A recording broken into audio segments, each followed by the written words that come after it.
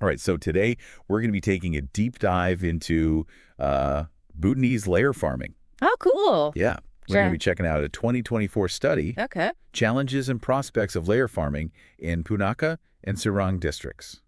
Wow. It was published in the Bhutan Journal of Animal Science. Interesting. So picture this. You're in Bhutan, surrounded by these incredible mountain views. You've decided, hey, I'm going to raise chickens for eggs. Right? Is it all sunshine and omelets, or there's some challenges ahead? Yeah, I'm really curious about that. That's what we're going to find out. Excellent. So chickens, I mean, they play such a crucial role in Bhutanese society. It's fascinating. You know, Yeah. they're more than just food. Yeah, I'm intrigued. Like, what else is going on? So obviously they're a source of meat, Right. but their manure is also incredibly valuable Okay. for fertilizing crops, That makes sense. helps support sustainable agriculture. Mm-hmm. But here's where it gets really interesting. Chickens are also involved in cultural practices, Like what? like appeasing deities. Hold on. Chickens for deities. Yeah. You got to tell me more about that. Think of it as like a symbolic offering Okay. in certain Bhutanese rituals. Interesting. And also, when guests arrive, serving chicken is a gesture of hospitality. Oh, wow. It really highlights how deeply intertwined chickens are with Bhutanese culture and daily life. That's incredible. So it sounds like the Bhutanese government's been pretty proactive in encouraging layer farming. Absolutely. They've been promoting it since the 1960s. Wow. Aiming to boost nutrition and income, especially in rural communities. Yeah. They even went as far as banning egg imports in 2013. Wow, a complete ban. Yeah, just to give local production a real push. That's quite a statement. This study we're diving into, how did the researchers approach this topic? So they focused on Punakha and Serang, Okay. 2 districts known for their egg production. They interviewed 140 layer farmers. 140 farmers, that's impressive. What kind of information were they after? So they combined quantitative data, Okay. like flock size, egg production, Okay. with qualitative insights. So it wasn't just numbers, they were getting the human side of things as well. Yeah, they wanted to understand the farmers' personal experiences, the challenges they face. So what about those challenges? What are some of the big hurdles these farmers are up against? Well, one of the most significant is marketing. Okay. Think about it. You're a farmer with a coop full of fresh eggs. Right. Then you got to figure out, where do I sell them? Yeah, especially in a country like Bhutan, with its landscapes and terrain. Exactly. It must make things even more complex. Take Serang, for example. Okay. Because egg production's so high there, many farmers rely on middlemen. To connect them to buyers further afield. Yeah, exactly. I bet those middlemen take a cut, though, right? Yeah, that's the catch. That can't be great for profits. Yeah, they eat into the farmers' earnings, leaving them with thin profit margins. So it's kind of a catch-22. Good. What about Punakha? Does the marketing game play out differently there? Well, Punakha has fewer layer farms, meaning less competition. Right. Some farmers even travel to Thimphu, the capital, Really? to sell their eggs directly. Yeah. Alongside other produce. That's resourceful. It is. But I imagine that takes a lot of time and effort. Yeah, it does. And on top of that, they've got to worry about essential inputs, like feed. Yeah, I imagine access to feed must be another big challenge, right? absolutely. Reliable and affordable access to feed is crucial for any layer farmer. You can't have eggs without chickens, and you can't have healthy chickens without feed. Right, exactly. So what's the story with feed? What did this study find? Interestingly, they found some key differences between Punakha and Serang in this area. Oh, so even though they're both top egg-producing regions, their experiences with feed vary. I'm curious to know more about those differences. What stood out in the research? Well, the researchers looked at a few factors, like the feed availability in shops, Okay. the number of outlets selling feed, Right. and the distance farmers need to travel to get it. Okay. And the findings were quite surprising. In what way? Were the issues more pronounced in one district? Punakha, despite having fewer layer farms, reported greater challenges. Oh, really? Yeah, both in terms of availability and accessibility of feed. So even within a small country like Bhutan, you have these microeconomies where the same industry faces different hurdles. Yeah, exactly. It highlights how localized these challenges can be. That's a fascinating insight. I imagine labor must be another significant factor for these farms. You're right. Finding and keeping skilled labor is crucial. Yeah. And the study sheds light on some interesting regional variations there as well. So it's not just about finding people willing to work on a farm. It's about finding people with the right skill set. Yeah, for modern layer farming. What did the researchers find in this area? Well, while flock sizes were comparable in both Punakha and Sirang, Okay. access to modern education and participation in off-farm activities differed considerably. I see. So in some areas, there might be a shortage of workers who have both the time and the skills to manage a layer farm effectively. It's definitely a question worth considering. And then, of course, there's the issue of mortality rates. Mortality rates, that sounds a bit ominous. Yeah. The researchers found some intriguing differences between the two districts. Oh, really? What kind of numbers are we talking about? Sirang, surprisingly, has a significantly higher average mortality rate. That is surprising, especially considering they seem to have a better handle on feed access. Yeah.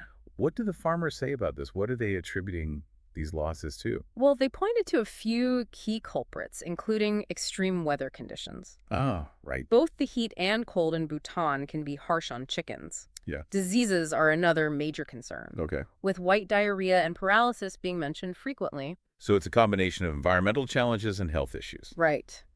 Are there any other contributing factors that the farmers mentioned?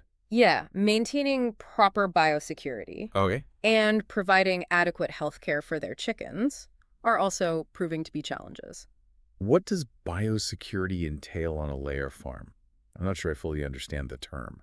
So biosecurity essentially means taking steps to prevent diseases Oh, from entering or spreading within a farm. right. It's like creating a protective bubble around your flock. I see. So imagine things like controlling who comes in contact with your chickens, disinfecting equipment, footwear, Okay. isolating sick birds. Right. These measures can go a long way in preventing outbreaks. Makes sense that those would be critical aspects. Yeah. Especially when dealing with potentially devastating diseases. But before we get too bogged down in the doom and gloom, Yeah. let's shift gears. Okay. Talk about the brighter side of things. Sure. The study doesn't just focus on the negatives. Absolutely not. Despite the challenges, there's also a lot of potential. Okay, I'm ready for some good news. Give me those silver linings. What makes you hopeful about the future of this industry? Well, for one, the demand for eggs in Bhutan is steadily increasing. That makes sense as the population grows and people become more aware of how nutritious eggs are. Yeah. But you mentioned potential beyond just the domestic market as well. What did you mean by that? There's a real possibility of exporting Bhutanese eggs Oh, wow. to neighboring countries. Imagine Bhutanese eggs becoming a sought-after commodity in the region. Now that's a vision. What else is contributing to this positive outlook? The Bhutanese government's commitment to supporting the poultry industry is truly remarkable. Right. We touched on the National Poultry Development Center Yeah. and the various subsidies and tax breaks. Exactly. It's encouraging to see that level of support. And then there's the exciting world of technological advancements. Ooh, I always love a good tech twist. Yeah. What kind of innovations are we talking about here? Imagine improved feed formulations that optimize chicken health and egg production. Okay. There's also potential for better disease management, more efficient waste management systems, Yeah. even tech-driven solutions for overall farm operations. So it's not just about working harder, it's about working smarter, using technology to address some of those long-standing challenges. Exactly. What does this all mean for the average Bhutanese person? How could these developments impact their daily lives? That's a crucial question. The growth of layer farming holds the potential to create new jobs, Okay. improve food security by making eggs more readily available, Right? and give a real boost to the rural economy. It's like a ripple effect, spreading those positive impacts. Absolutely. And let's not forget the nutritional benefits of eggs. Making affordable, high-quality eggs accessible to more people can lead to a healthier population. Precisely. It's a win-win for both farmers and consumers. Yeah, Yeah. absolutely. But realizing this positive potential requires addressing those challenges we discussed earlier. The study lays out some concrete recommendations for how to do just that. What are some of the key takeaways you found particularly insightful? Well, market diversification stood out to me. It's Yeah. about thinking beyond traditional markets Yeah. and exploring new avenues for selling eggs. Like what? supermarkets, Right. hotels, restaurants, even export markets, as we discussed. Right. The more options farmers have, the better they can negotiate fair prices Hmm. and ensure a stable income. It's about empowering those farmers Exactly. to become savvy entrepreneurs in a sense. Yeah. What other recommendations caught your attention? Capacity building is crucial. It's Okay. not enough to just provide access to markets. Right. Farmers need the knowledge and skills to succeed. So investing in training programs, Yeah, exactly. workshops, Yeah. resources that teach modern farming practices, disease management, efficient resource use. Precisely.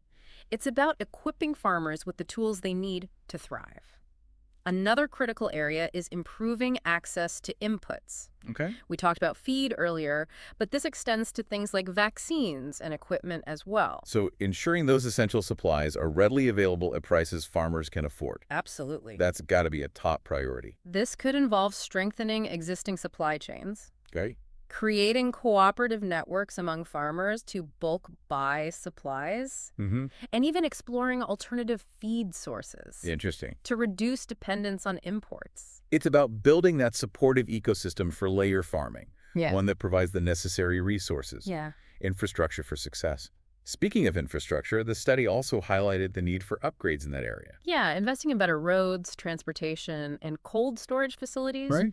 is vital for getting those eggs from the farm to the consumer in top condition. It's about minimizing those losses due to spoilage Mm-hmm. and ensuring that those eggs are fresh and safe to eat. Exactly. And of course, we can't forget about the role of supportive policies in fostering a thriving layer farming sector. Creating that regulatory environment that encourages investment, innovation, and sustainable practices. Yeah, That's got to be key. absolutely. This could involve reviewing and adapting existing policies, Okay. providing incentives for adopting environmentally friendly farming methods, Right. and streamlining the process for obtaining permits and licenses. It's about removing unnecessary hurdles, Yeah. fostering a sense of partnership between the government and the farming community. It's about creating a level playing field, Mm-hmm. encouraging responsible growth in the sector. And finally, the study emphasized the importance of strengthening extension services. Yeah, extension services play a vital role in bridging the gap between research and practice. Okay. They ensure that farmers have access to up-to-date information, technical advice, and even veterinary support when needed. It's like having that dedicated support system for farmers, a team of experts they can turn to, Exactly. guidance and assistance. And those extension services can also be instrumental in promoting sustainable farming practices. Oh, interesting. They can help farmers adopt methods that minimize their environmental impact while maximizing productivity. It's about fostering that holistic approach, Mm-hmm. considers both the economic and environmental aspects of layer farming. Precisely. And it's important to remember that the success of this industry hinges on collaboration among various stakeholders. It's not just farmers working in isolation. It Exactly. requires government agencies, agricultural extension services, research institutions, farmer cooperatives working together towards a common goal. Exactly. It's a collective effort, Yeah. one that requires open communication, coordination, and a shared vision for the future. It's inspiring to see how much thought and effort are being poured into developing this sector. Yeah. But before we move on, I want to circle back to something you mentioned earlier, Yeah. the potential of layer farming to contribute to community development. Right. Right. That's a crucial aspect to highlight. It's not just about economic gains. Mhm. It's about the social impact as well. Layer farming has the power to empower women, Okay. create opportunities for young people, Yeah. revitalize those rural communities. It's about creating a more equitable and sustainable future for all Bhutanese people. Precisely. By supporting the growth of layer farming, we're investing in the well-being of the entire nation. It's a powerful reminder that food isn't just about sustenance. It's about culture, community, and building a brighter future. But this study doesn't just paint a picture of where things are now, does it? It also looks ahead and tries to anticipate future trends. You're absolutely right. The researchers went beyond describing the current state of affairs and explored what the future might hold for Bhutanese layer farming. And that's where things get really interesting. Okay, I'm ready for some crystal ball gazing. What are some of the key trends that could shape the future of this industry? One trend that's already gaining momentum is a shift towards more commercialized and specialized production. So moving away from those small backyard flocks and toward larger scale, technologically advanced operations, does that mean small farms will be left behind? That's a valid concern, and it's crucial to ensure that the growth of larger farms doesn't squeeze out those smaller producers. Right. Both types of farms play a valuable role in the agricultural landscape. So how can we ensure that both thrive? What are the unique strengths each type of farm brings to the table? Smaller farms are often closer to those local markets Okay. and are well positioned to provide those niche products, Right. like free range or organic eggs, Yeah. which are in high demand. Yeah, among certain consumers. Larger farms benefit from economies of scale. Economies of scale. Can you break that down for our listeners who might not be familiar with the term? Sure. It essentially means that as production volume increases, the cost per unit decreases. Okay. So larger farms can often produce eggs at a lower cost per egg, making them more competitive in the market. It makes sense that they would have an advantage in that area. But if smaller farms can tap into those niche markets and command higher prices for specialty eggs, maybe they can remain competitive. That's exactly the kind of adaptation we need to see. It's about recognizing the strengths of each model and finding ways to support them both.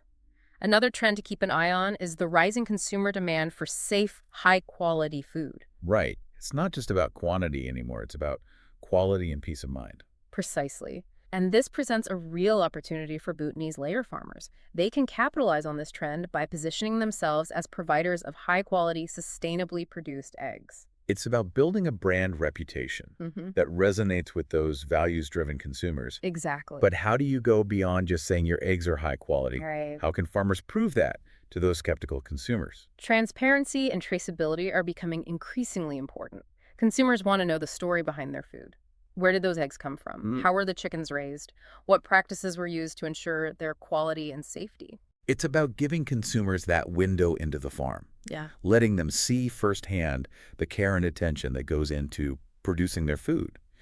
Is there a role for technology in achieving that? Absolutely. Digital platforms and tracking systems can help farmers document their practices, Okay. connect directly with consumers, Mm-hmm. build trust. It's like creating a digital passport for each egg, tracing its journey from the farm to the table. That's a fantastic idea. Yeah. It takes that guesswork out for the consumer, Hmm. allows farmers to differentiate their product in a crowded market. It's about moving beyond just selling a commodity Right. and crafting a product with a story, a connection, Absolutely. a sense of value that goes beyond just the price tag. You've hit the nail on the head. It's about tapping into the essence of Bhutan, showcasing its commitment to quality and sustainability, and sharing that with the world. It's not just about economic development. It's about cultural preservation and fostering national pride. Hmm. Do you think Bhutanese layer farmers are ready to seize these opportunities and navigate these evolving trends? I believe they are. They have a supportive government, a growing domestic market, Right. and a reputation for producing high-quality natural products. And let's not forget about that incredible Himalayan backdrop. It adds a certain mystique and allure to their products that no other country can replicate. It's like those eggs are imbued with the magic of the mountains. Exactly. It's about harnessing that unique appeal and sharing it with the world. So it's not just about building a successful industry. It's about telling that compelling story about Bhutan, its people, and its values. Precisely. And that's what makes the future of Bhutanese layer farming so exciting. It's an industry with the potential to not only feed the nation, but also to nurture its soul. I love how you've brought it back to that deeper meaning. It's about more than just eggs. It's about identity, sustainability, and crafting a vision for a brighter future. But as with any rapidly growing industry, there are potential downsides to consider as well, right? Mm. What are some of the risks or challenges that Bhutan might face as layer farming expands? That's a really important question to consider. Like any agricultural activity, layer farming has the potential to impact the environment if not managed sustainably. So it's not just about producing more eggs. It's about producing them in a way that protects the natural resources and pristine landscapes that Bhutan is known for. Yeah. What are some of the key environmental concerns? Waste management is a big one. As farms scale up, dealing with chicken manure in an environmentally responsible way becomes increasingly important. Okay. We also need to think about water usage. Right. How can we ensure that layer farming doesn't strain Bhutan's water resources? Yeah. And then there's the issue of antibiotic use in chickens. Ah, yes. The overuse of antibiotics in livestock is a growing concern worldwide. What are the implications of that, and how can Bhutan's layer farming industry avoid falling into that trap? Overusing antibiotics can lead to antibiotic-resistant bacteria, which poses a threat to both human and animal health. It's crucial for Bhutan to promote responsible antibiotic use in its poultry industry, Okay. focusing on preventative measures, Yeah. exploring alternatives to antibiotics whenever possible. So it's about finding that sweet spot between economic growth and environmental stewardship. Are there any other potential downsides that we haven't touched on yet? Anything that keeps you up at night, so to speak? One thing that worries me is the potential impact on traditional farming practices. Okay. As layer farming becomes more commercialized, we need to make sure it doesn't displace or undermine those small-scale farmers who rely on traditional It's methods. about creating a system that benefits all farmers, regardless of their scale or approach. Exactly. And it's about recognizing that agriculture in Bhutan is more than just an economic activity. It's a way of life, a cultural heritage that deserves to be protected and preserved. I appreciate you bringing up these nuances.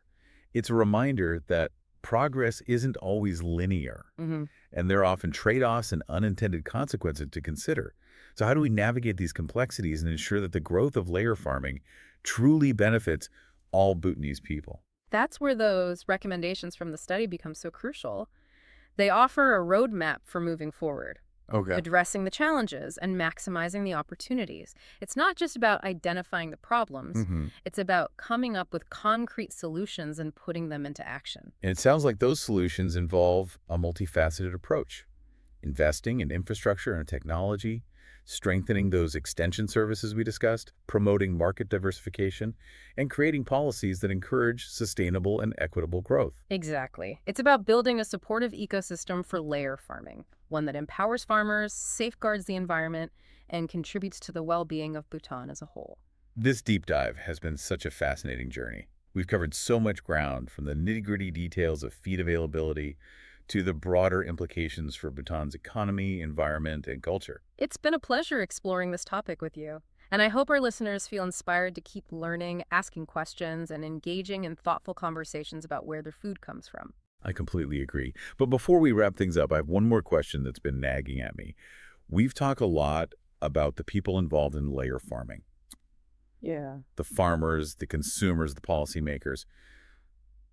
But what about the chickens themselves? Ah, yes, the feathered friends who make this whole industry possible. What would you like to know about them?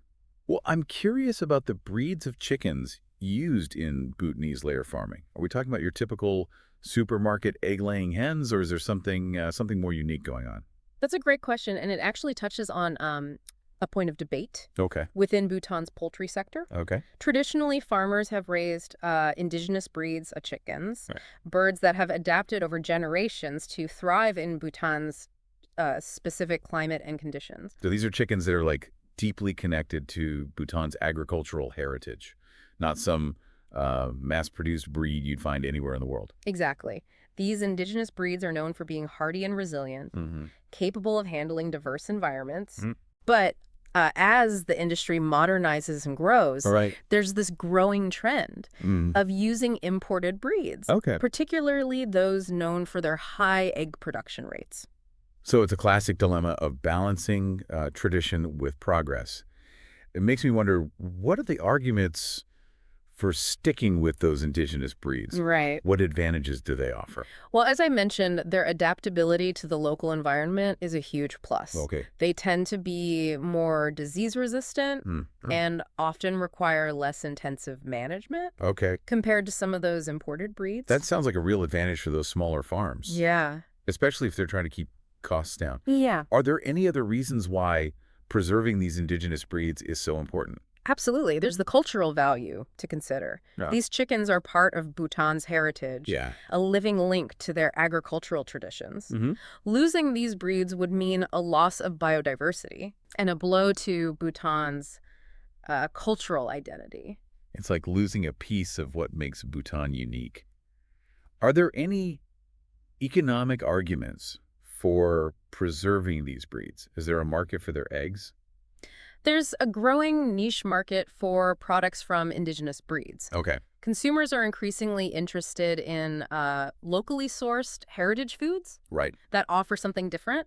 They're often perceived as being more natural, more flavorful, more connected to a specific place. So tapping into that consumer demand for authenticity. Yeah. could be a real win for farmers raising indigenous breeds. Mm-hmm. But I imagine there are strong reasons why those imported breeds are becoming so popular, too. Yeah. What's driving that trend? Well, the main draw is their egg-laying capacity. Okay.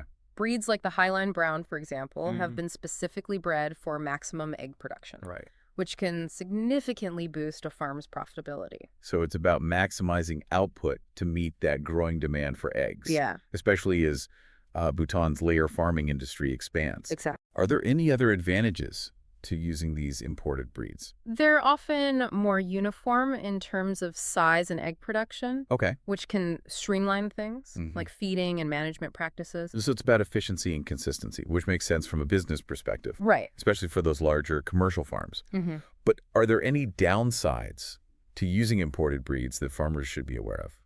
Well, one thing to consider is they often require more intensive management. Okay. They may need specialized feed, Mm-hmm. controlled environments, Okay. and might be more susceptible to diseases if those conditions aren't met. So it's a trade-off, higher production potential, Yeah. but potentially higher costs and more hand-on management required. Yeah.